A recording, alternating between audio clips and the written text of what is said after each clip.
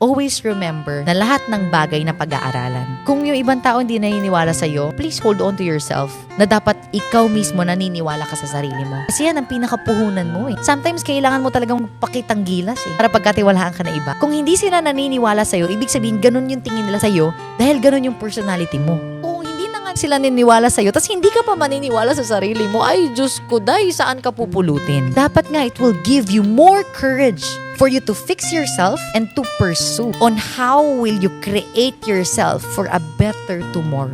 Yun ang mindset ko eh. Pag may taong hindi naniwala sa akin, hindi ko siya i-blame. Baka kasi yun talaga ako. Pero this time around, I will be more motivated. Yung pala yung tingin sa akin ng environment ko. OMG, I need to fix myself. Because if you think other way around, na ito yung tingin sa akin ng environment ko, ayoko na lang, kawawa naman ako. You will really not be able to fix yourself until when kanilang titignan na ganyan ka. Parang in all due respect to myself, I will fix myself. And I will prove, not to them, but to myself, para umayos naman yung image ko at kahit anong pasukan ko, maniniwala sila sa akin.